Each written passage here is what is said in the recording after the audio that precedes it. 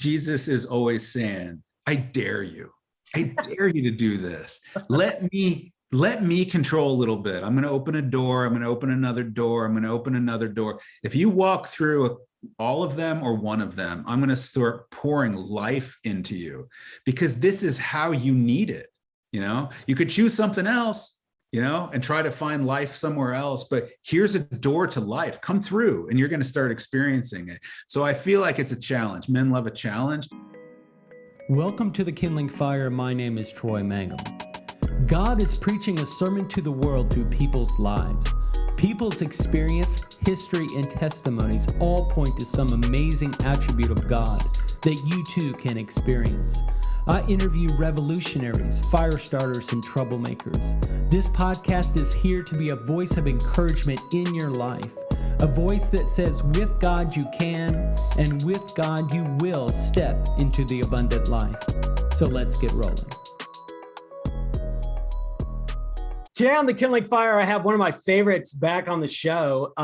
You might win the award. I think you might be the guy that has been on the show more than other guests, but it's because I keep approaching you about stuff, because I'm so I think what you do is so great. Is Justin Camp. Thank you for coming back on the show. Oh man, it's good to be here. I have been on a bunch of times. I love being on. It's like a conversation with a good friend. I don't know how you and I got originally connected, but it was definitely the God just whispering into your heart and my heart and saying, these two guys have to know each other. And so, yeah, I'm just grateful to be back here.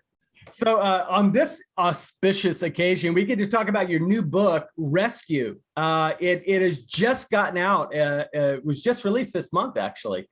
And, yeah, so I'm so excited about it. Let me just tell. I've got a little bio on you. I know you, but I'll read your bio because it's actually got some cool stuff. You got to listen to his past shows, especially the first one, because this one specifically, early in your career, you were involved with a venture capitalist organization investing in a tech companies in Silicon Valley. Prior to that, you were a Wall Street guy, a lawyer on Wall Street. And now you've been of late, you've been an author, and you've started something with your wife called Gather Ministries, and you've just been after the hearts of men and the heart of God. Maybe fill in a couple of blanks, about your family or how long you've been married, is a couple of things like that.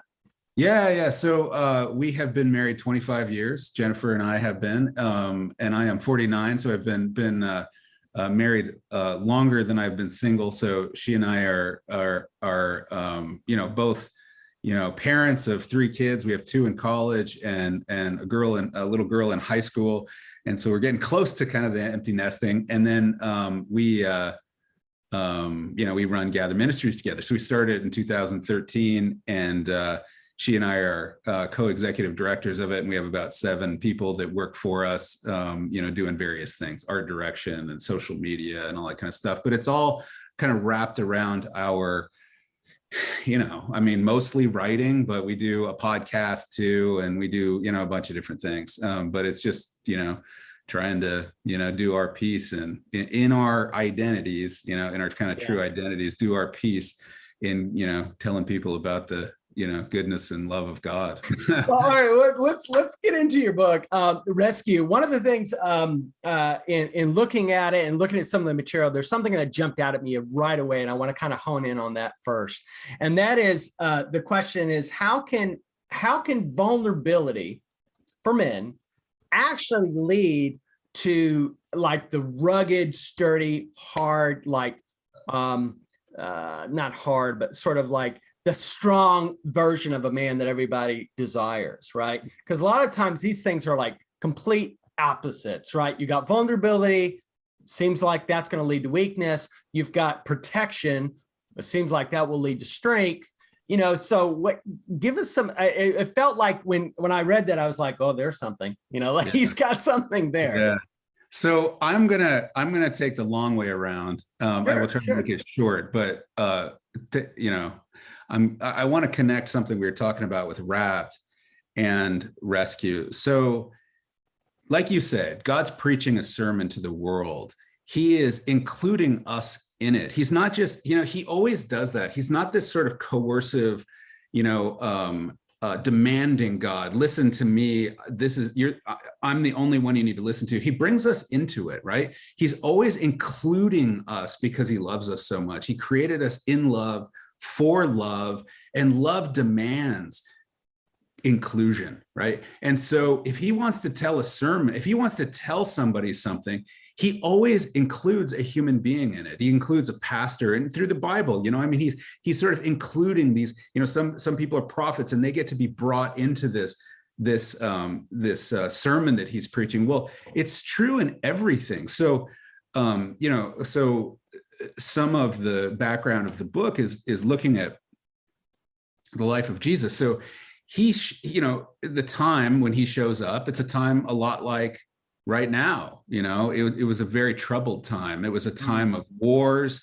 It was a time of political corruption and betrayals at the highest level, arguments about taxes, arguments about power, different, corrupt politicians playing games. And there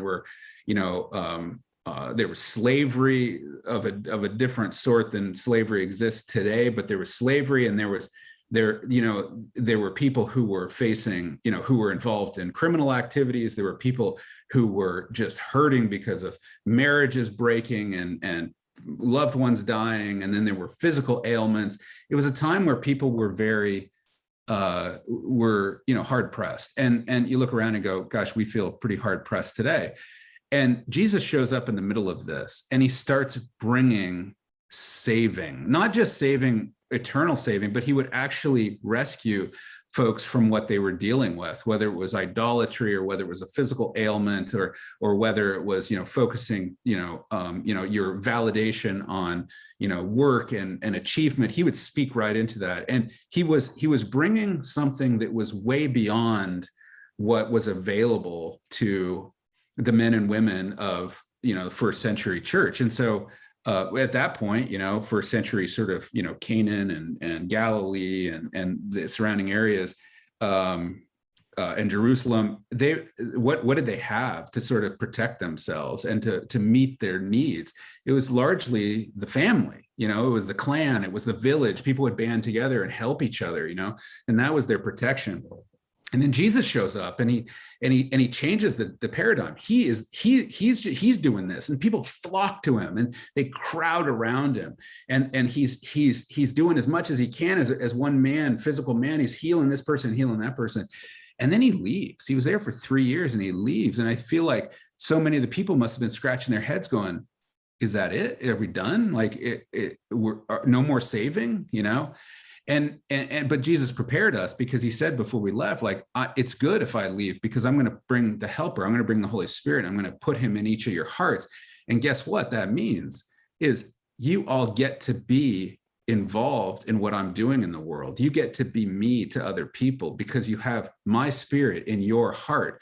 And so again, this inclusion, he starts inviting us into this work that he's doing in the world, not as kind of like sit over there and, you can watch or something, like you can see what I do. It's like, no, you get to be a part of it. When somebody needs saving, like one man is caught in addiction, who comes along? Well, it's Jesus, but it's Jesus through another person who's going to help that person speak truth and keep him accountable and, maybe create a recovery program or something to, get that person sort of, out of the darkness that they've fallen into. He's always including us.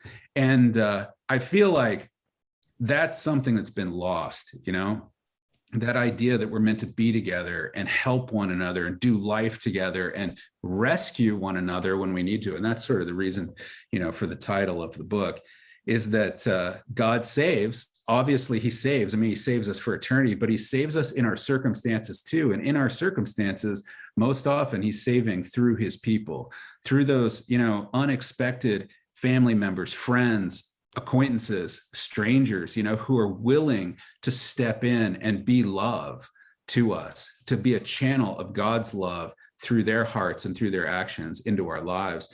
And so, in our modern day, most of us, like you're talking about, this masculinity, this idea of masculinity is runs counter to all that, because the American masculine ideal is I'm successful. I'm self-made. Nobody helped me get here. I don't have any debt. I didn't ask for any help. I'm self-sustaining. I'm self-sustaining. I'm independent. I'm, self-dependent. Yeah.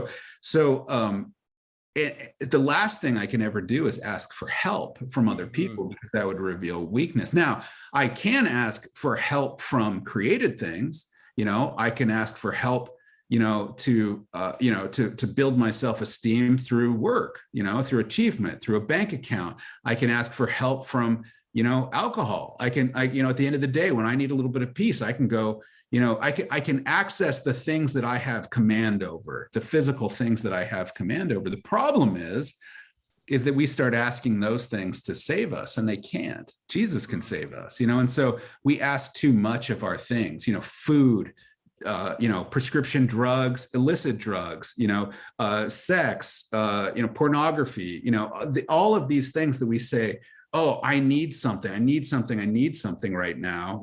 I have struggled with my weight my entire life. I'll come in after a day at work, stressful day, I'm fatigued, and I just start get out of my way. I need that box of wheat thins, and so we are a culture, we are a people who try to save ourselves through created things, and it never works. It just ends in in addiction and idolatry, and we try to answer the darkness with more darkness. And so the whole idea of this book is to say, look, what you really need right now is a brother. What you need is a sister, somebody who can speak truth into your life, who can be God to you. And a lot of the, therapy and the things that all the self-help books, all of this stuff, I think was meant to be really, we wouldn't need all that kind of stuff if we just reached out to people and were vulnerable and they knew us all the way. I think it bumps against the idea, or at least for me, it bumps against the idea of okay, I'm going to be vulnerable.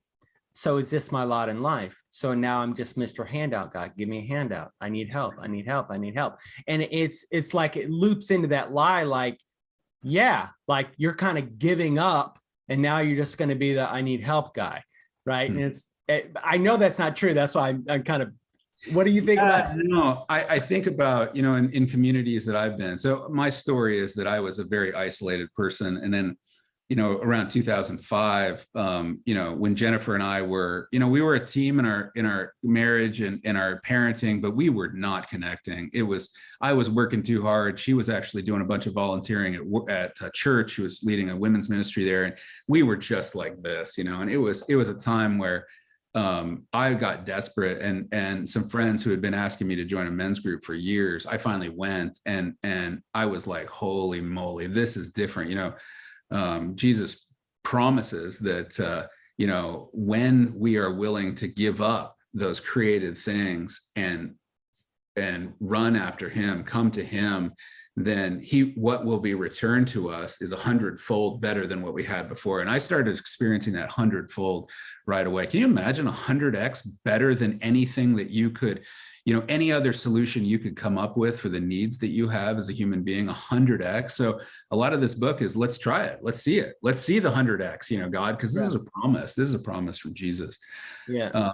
So when I walked in there that night and I started being vulnerable, it's funny, I guess on this side of vulnerability, before I take that step, I certainly, everything in my mind is saying, don't do it, don't do it, don't do it. And maybe because you're the handout guy and that's your lot in life, and you're just going to be, everyone else is going to be strong and you're going to be weak, or what is everyone going to think about me if I am vulnerable? Are they going to reject me? Are my friends going to pull away because they know, some of the horrible stuff that I've done and I've thought and I've engaged in my life, and so a lot of things are rebelling in my mind before I'm vulnerable. When I am vulnerable, on the other side, it looks a lot different. And so the idea in this book, and the idea sort of, theologically, is that when we invite other people into our lives, we don't get weaker, we get stronger. And that, may seem obvious, but I think most of us go through our lives not believing that at all. So we walk around with shame, for example, and we sit there and go, like I said, what would my friends think if they knew the real me? Yeah. Yeah. What would they think of me if they knew, that thing that I did, or that or that experience that I had as a kid, or whatever. And so you bottle this kind of stuff up, and you don't let anyone, or this struggle that I'm having, at work, or this situation that I've gotten in with my boss, or whatever. We don't let anybody in, and don't let anyone see that. When we do let people in, all of a sudden that shame disappears, because where can it go? It can't live anymore, because the logic is gone.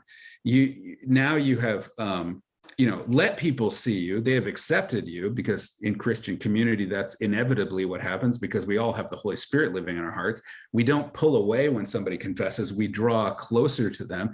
And so all of a sudden you're known, you're known fully, and people say, well, we still love you. We know that. I have that stuff in my life, and he does, and we all do. And now you become even closer. So one, shame goes away, because the message of what would they know? Well, they do know, and they still love me. So the enemy with whispering in my ear going, what would they do?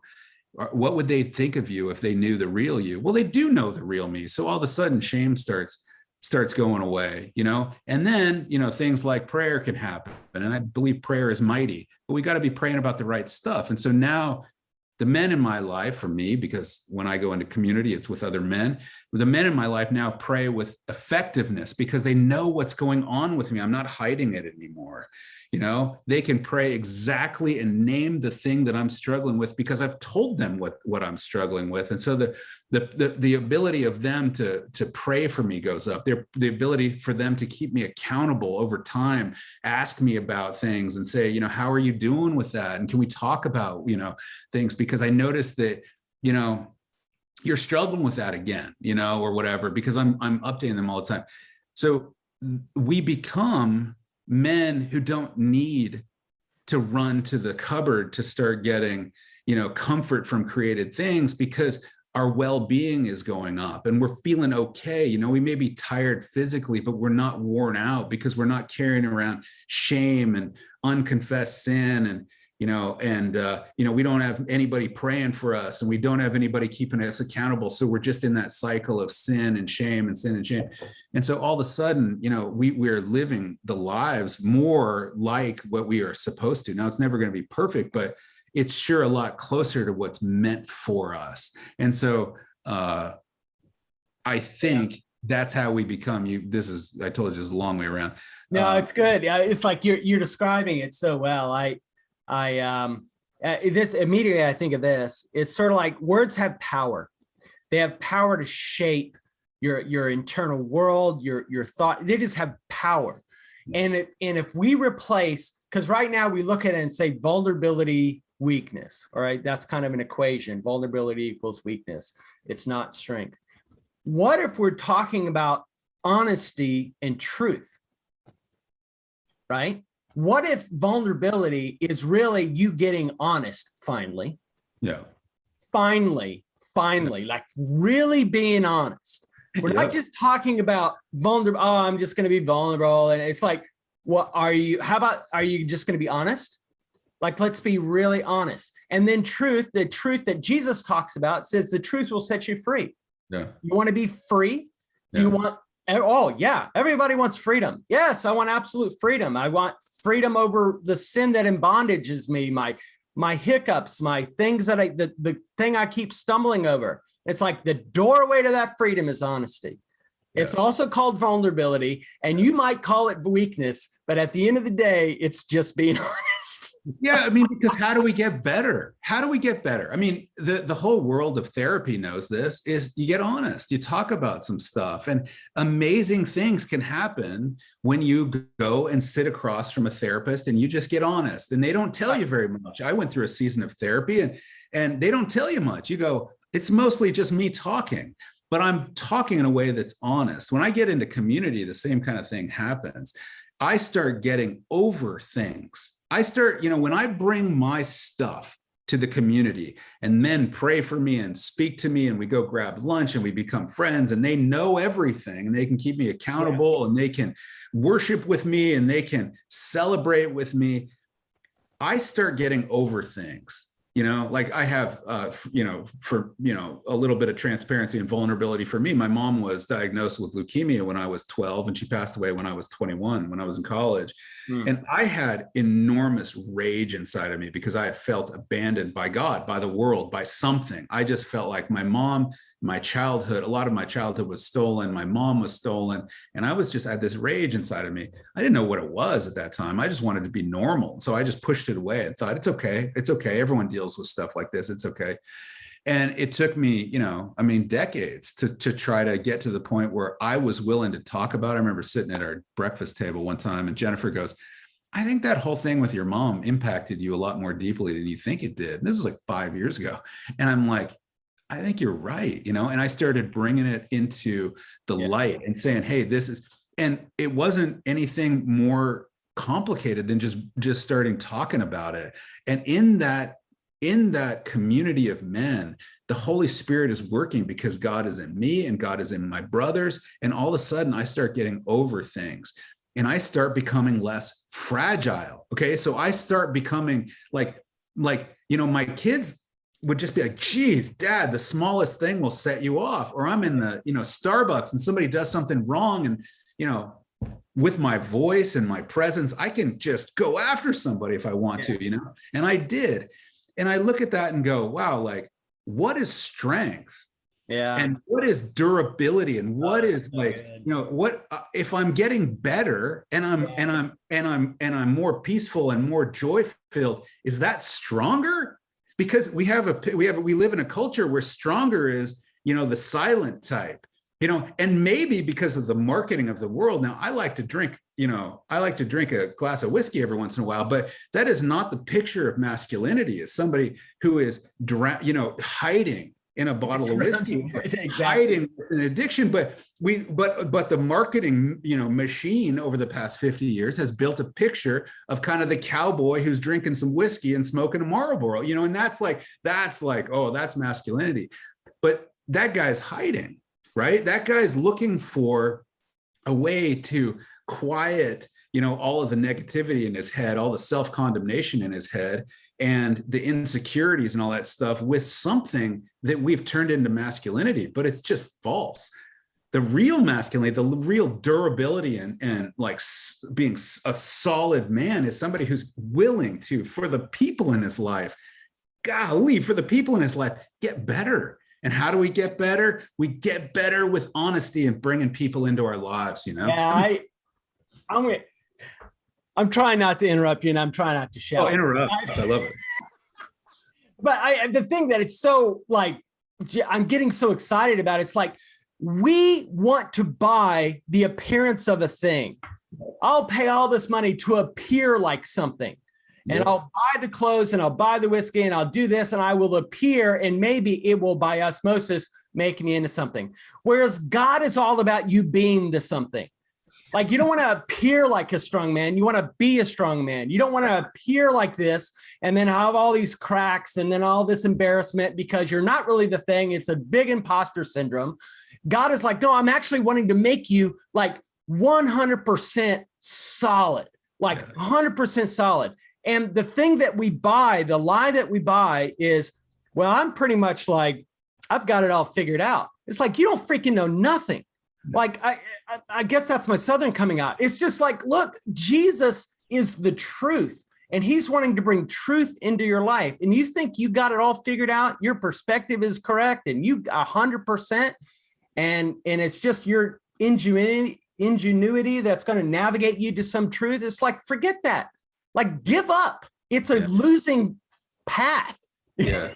There was a guy that I knew in the venture capital world who'd been tremendously successful, and like really, really, really successful, a lot of money, and made some incredible investments in the very early days of the venture capital world.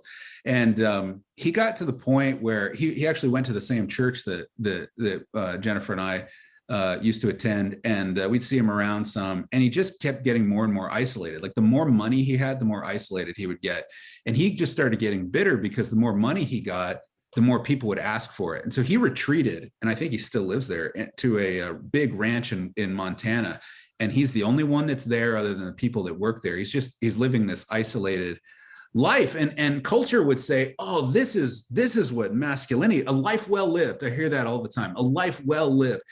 What? Like, that's incredible. Like, this is an incredibly fragile human being who couldn't, deal with the fact that people were asking for what was so important to him. That was the idol, was the money, and people would ask for it. And he said, I have to leave because I'm not, I'm just sort of, I'm going to protect this and go hide on a ranch. And I think, wow, like what a terrible existence, with none of the people that you love in life. Like, you get to the end of your life and there's going to be a point where he goes, oh man, life was actually about love and relationship and sacrifice. It wasn't about building, this bunker that nobody could get to me, in. And I feel like I've done that. I've been that guy, and I am so done being that guy. I just want to go, like, as much, because like I said, that group that I got into, I've been, leading groups ever since that one. This one was called The Cave, and it was back in 2005. These guys were the first where I saw men being vulnerable. These are some of the toughest men I've ever seen, in my life, and they were being vulnerable. And it was like, whoa, okay, I see what it looks like. And I want some of that, because I see the, not just the darkness and trying to cover up the cracks like you were talking about, but the overcoming, the peace and the joy and the self-control and the fruits of the Spirit coming into their lives. And that somebody who is living so that, so close to God that they are just, exuding the fruits of the Spirit, that's a man that's strong. And how do we get there? Man, we don't get there with hiding. We don't get there with isolation. We get there together. We get together. You help me get there and I help you. That's just how it works. Yeah. And there's, man, this fires me up so much, because God ran in community. Like, there was the 12 disciples. It was a community. It was a band of brothers. It was, they were all stronger together. Think of Paul and Peter, they're not like, they're like buffeting each other, trying to make each other better. Yep. And it's just one of these like rich rewards of the faith that God wants to provide. And it's actually called community. And it's not just I go to Sunday and wave at you with my coffee in hand and think that's called community. It's, they know me. Yeah. Like legit know me, like my therapist knows me. They know me. Exactly. And they're for me. They see God in me, and they're going to fight for me. Yeah. And I'm going to do the exact same thing for them. And, I got to say, like that sounds, and it would have sounded to me, 15 years ago, a bit like a vitamin. Like, I should take it. You should get in community. Oh yeah, when I have time, I'll do it. When things slow down, maybe when I, retire, I'm going to have tons of time for community and that kind of thing. The point I'm kind of trying to make in this book is that it's not what you think it is. It's not a vitamin. It's actually the painkiller.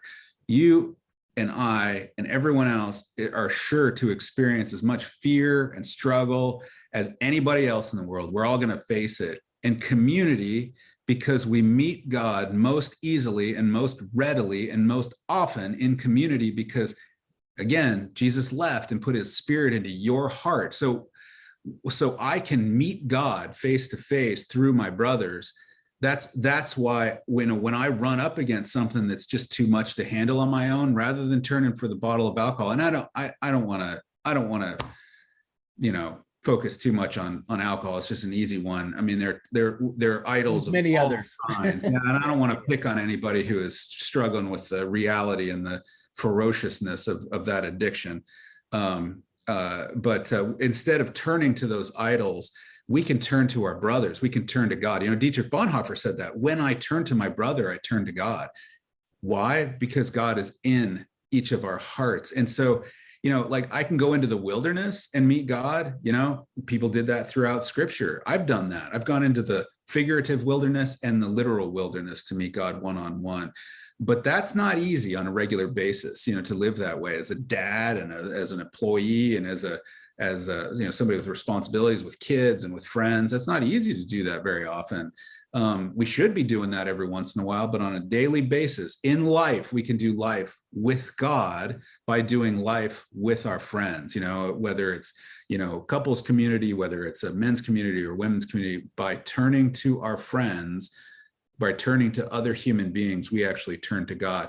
And he is a good dad. He's going to answer what we need. Maybe not the way we think we need that answer to look, and maybe not with the timing we want, but he's going to answer what we need and in a perfect way. And so it's like everything starts making sense. Everything starts working, but we take culture's approach, which is vulnerability equals weakness. Don't be weak. And everything starts breaking down, Yeah. So one of the things I love about your devotional, Wire for Men, is that it's pithy and it's powerful. Like it's really powerful and it's short. And then the second part of it is always like, so what? Yeah, right. So what? Like, what are we going to do about this? Or what do you, so one of the things I want to ask you is, in this context around your book of rescue, and if you were speaking to a man that's like, okay, like, I'm interested and I don't have that, right? I don't have what you're talking about. I don't have that community. It sounds like something I need, or I think I'm convinced that it's something I should have. Like, what would you say to that guy? Yeah. So there, you mentioned the, okay, so what do we do section in Wire. It's something that is near and dear to my heart, because I have walked out of some of the most amazing teaching.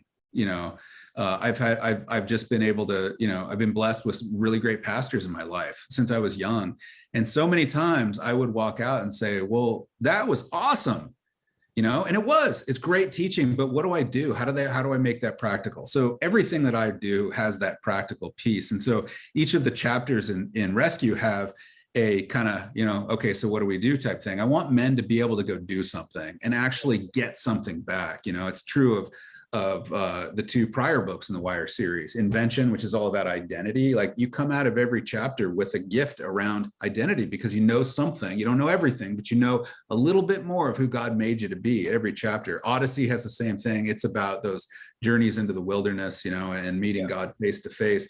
And then Rescue, about building community. So each chapter in Rescue is about building your rescue team, this group of guys who are going to, be part of your life and start doing life with you. And so, I'll tell you, so they're, God is mysterious in how he works, he works with each of us individually, but I believe that when you start praying, he starts answering. And most often we just want to close our ears to the way he is answering it. You mentioned the 12 disciples. This is a ragtag group, a bunch of guys who didn't look like what you would typically think should look like Jesus's posse should look like. They were probably guys who wouldn't have been friends otherwise. They came from different walks of life. They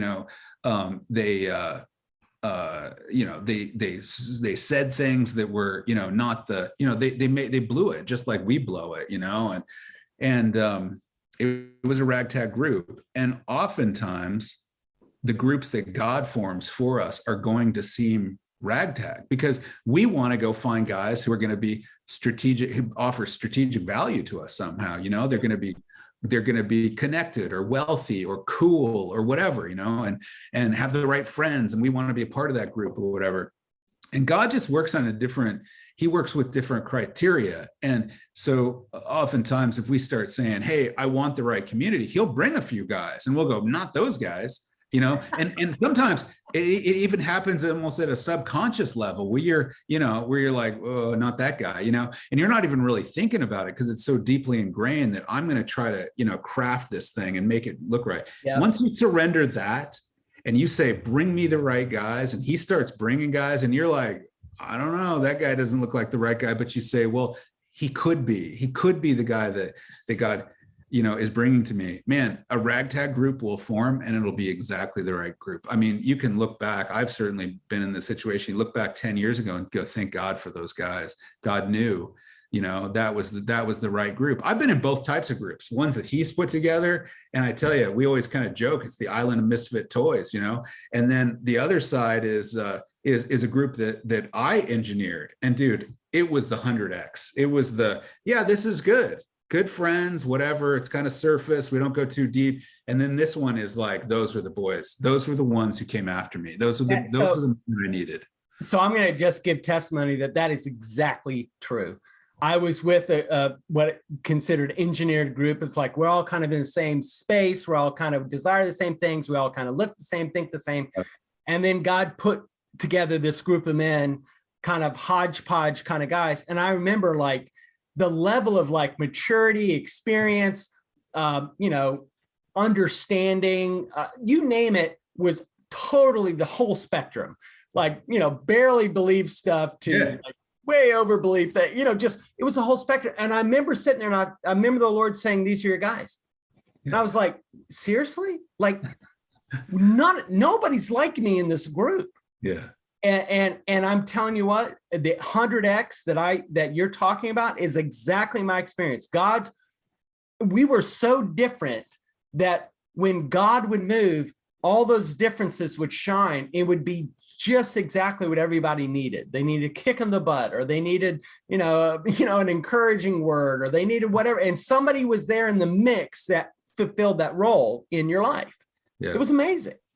Yeah. And sometimes, things don't go well, because you're different, and people's, habits or ways of relating are just different. And people are going to provoke us and make us mad and betray us even.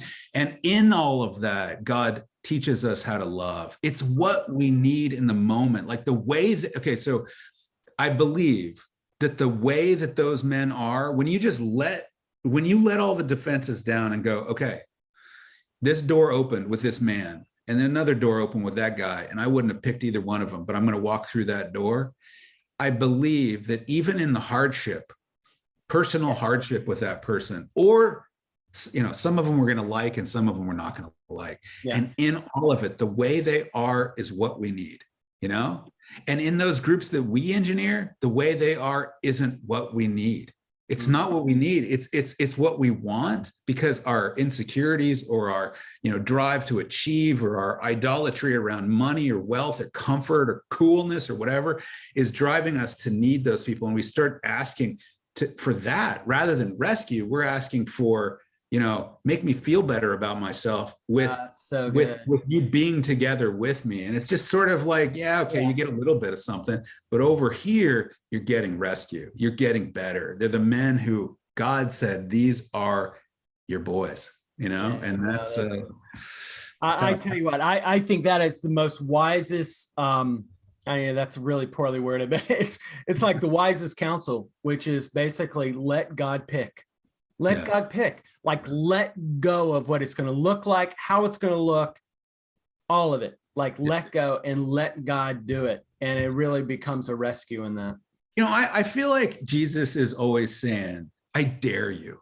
I dare you to do this. Let me control a little bit. I'm going to open a door. I'm going to open another door. I'm going to open another door. If you walk through all of them or one of them, I'm going to start pouring life into you, because this is how you need it.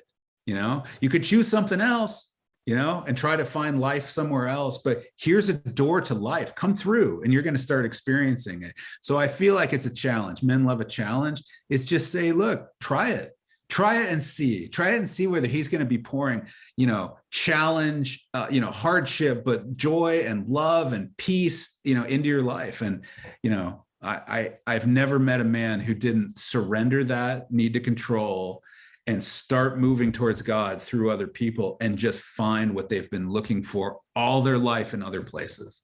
Oh, that's so good. Well, Justin, it's been so great having you on. I love having you on. You are a brother from another coast. And it's been so great. If people want to follow up and kind of pick up your book or find out about your ministry, where would they go? Okay, so the best place is gatherministries.com. That's kind of the hub for everything. Wire, you can just go right to Wire. So wireformen.com is the best place to sign up for that. Rushpodcast.com is the best place to see, listen to the podcast that Jennifer and I put together, which I'll do a quick pitch for that. That's just a 1 year, twice a week, experience of God. It's just, leading people into spiritual practices where they can, not through community, but just, this is kind of wilderness type stuff where you go and, 1 year experience, twice a week and encounter God. People, that's the thing that we've done that people really, I think, would engage with the most. And then, the books, you can find them on Gather Ministries, but you can also just go to Amazon and put Justin Camp Rescue and it'll come right up. Yeah, the Rush podcast, the best way I can describe it is, if you know anything about the Jesus Calling devotional, it feels like that. It feels like, it's not just, I listen to something. It's like an encounter. It's a very interesting, it's really uniquely done. It's well done. So definitely. Yeah, there are 104 of them. I mean, it's a lot. Like if somebody goes through the entire year, they're twice a week for 52 weeks. Like you will come out the other side a different person than you went in. It's one of these things, you can't encounter God that many times and not be changed. Absolutely. Hey, Justin, thanks for coming on, man. Thanks for having me. Like I said, I just love coming on and talking to you. Hey guys, thanks for listening to the podcast. Hey, if you did like it, it would be really helpful if you want to send us a review over on iTunes. That would be really cool. And if you want to connect, go over to Instagram, search Troy Mangum or the Kindling Fire, and we can connect there. And that would be a great way to kind of stay in touch. I am doing a YouTube channel, so we do video formats of these podcasts, and we'd love to have you look there. Okay, guys, until next time, be awesome.